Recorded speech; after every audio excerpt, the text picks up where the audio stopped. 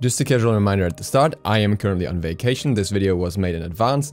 Due to the time constraints, it's a little bit shorter and a little less edited than the usual. Forgive me for that. We'll return on the 19th. On the 20th, we'll have the normal editing back. Today, we're talking about the top 5 supports according to the SPL. So this information will be based on the stats, on the numbers that we have, and we will also look at builds for those supports, how to use them most effectively. As always, let's quickly go over the gods that didn't quite make it first, and then go into the top 5. The first one who didn't quite make it is Capri. Capri had a 12.5% pick and ban rate, making him one of the mid-tier supports, so to speak. This shouldn't be surprising. There are certain supports that just outclass him at the moment, but he still brings his ultimate to the table and still has a solid kit with enough lane pressure, makes him synergistic with specific gods, but he's just not this overall meta-dominating pick at the moment. But at the same time, very far from bad, and his 50% win rate indicates that too. The next one is Sylvanas. Now, Sylvanas didn't make it yet. Also on a 12.5% pick and ban rate, he has a 66.67 win percentage. The reason why he's not quite making it yet, and I believe he will make it very, very soon, is that many of the matches that factor in regards to the statistics here are played on the ultra patches before Terra got her nerf. With Terra being gone, it kind of pushes 2 gods up, 2 healing gods specifically, and one of them is Sylvanas, so he could easily make it now, if it wasn't for another god who could potentially make it too. And that other god is the only one that we have in the support role here that is not actually a guardian, and that is Hell. Hell is on a 30% pick rate, only with a 40% win rate though. Hell is kind of this oddball niche character, and that's why I don't want to put her in the top 5, even though she can perform very well. It's that she's very countered by certain picks. For example, she's very countered by Sir Cat, or she's very countered by Odin, everything that has anti-heal. While it doesn't fully diminish her potential, she still has the protections and the movement speed. It does take away from it a fair bit, so that puts her a bit on this outside spot, and she's just not able to soak up as much as other Guardian supports are. The last honorable mention here goes to Artio, who's on a 100% pick and ban rate at the moment. The reason why I don't see her in the top supports is because she's not banned for support, in my opinion. She is mostly banned for solo, and yeah, I don't see her being as strong as a support. Maybe that will change a little bit now with Terra falling off, but really, I think if she is free, then most teams will pick her in solo, where she just brings more to the table. It just synergizes better with her kit. And now for the top 5. Now the 5th place is the one that I'm not 100% sure about, the only one that I think is more debatable, because it's Sobek. Now Sobek is on a 32.81 pick and ban rate, but Sobek can theoretically be played in solo. I did not find any games where he ended up doing that, but it could be possible theoretically that he's played there too, and I think that he's a kind of a counter support and niche support. He's somebody who can do decently against healers, he can especially punish somebody like Sylvanas, and outside of that, I don't think he is the best support at the moment. He's kind of just slightly above the middle, and his win rate also indicates that with 54%. The next ones after that are a lot more clear-cut cases. The next most picked and banned Guardian is Gap with 34%.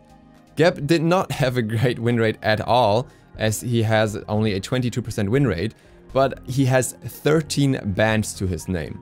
And that, for Gap, is pretty impressive. Gap is this kind of support who kind of goes up in the meta, goes down again, goes up again, goes down again. At the moment, his shield can be very beneficial against certain characters until late game, where you want to get to with the current meta, and he has the percentage damage on his ultimate, which is also quite nice, and he just has this late game teamfight setup that other Guardians don't have to the same degree, and that's why he is there. He's not the strongest, again, he doesn't have the biggest pressure in lane, but he will always have an impact, and he has so much potential to save people. And when the meta doesn't swing heavily against him, when it's not all early pressure, which is where he is really, really bad, then Gap is never too terrible. And then we're down to 3. Next one here is Ganesh. Ganesh has a 39% pick and ban rate, a quite low win rate actually. He's got 41%. I still think that he is a very strong support. The reason why he's maybe not showing up as much is that he has a relatively high skill cap, and he also is very team dependent. You have a solo laner that has to synergize with him in order for him to work really effectively, and then obviously it also depends on which team picks him. Overall, I think Ganesh is a great pick due to the zoning that he offers, the control in a team fight, and the single target lockdown, as well as very strong lane pressure. It's just that lane pressure isn't that valuable at this point that you necessarily need it, which is also shown by Capri. Number 2 is at this point Fafnir, and I'm actually pretty sure that he will be the new number 1. He's on a 59% pick and ban rate with a 64% win rate, and that just shows how much potential he has.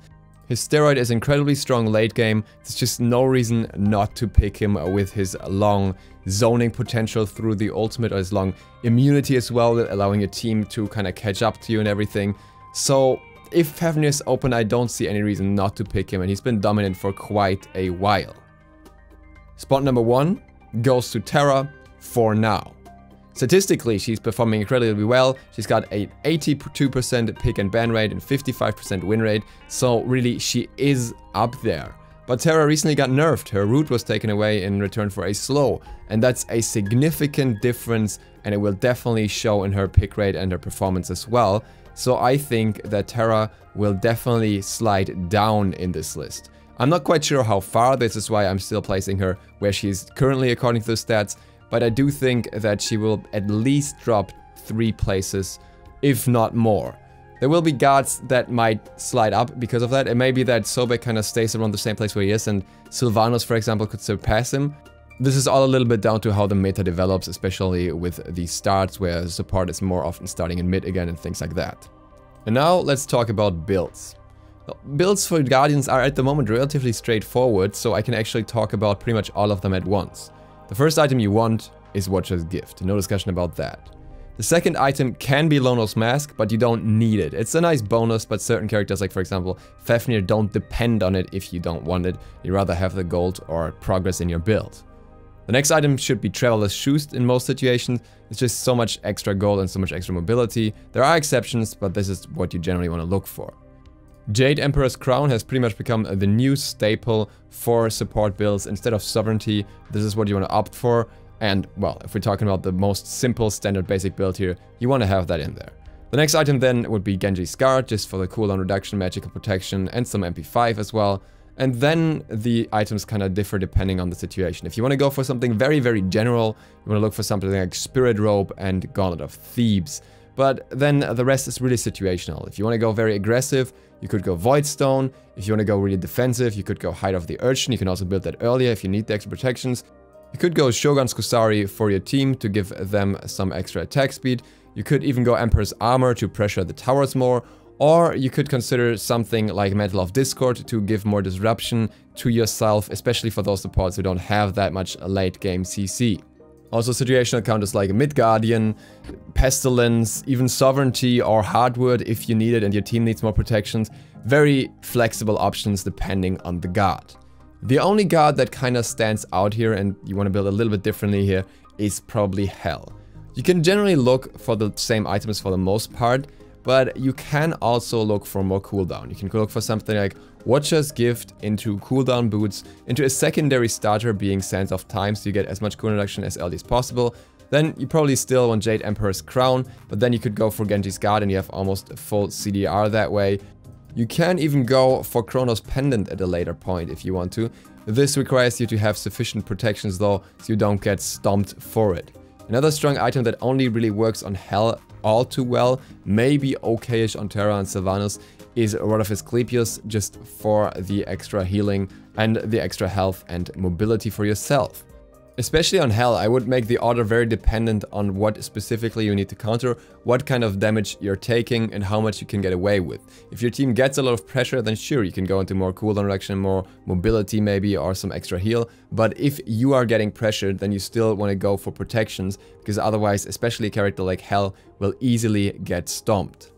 And that concludes the top 5 supports of the current patch, as well as their builds. Thank you guys very much for watching. I hope this was interesting, I hope this was insightful. If you're not subscribed yet, feel free to click the sub button and maybe the bell, it really helps me out.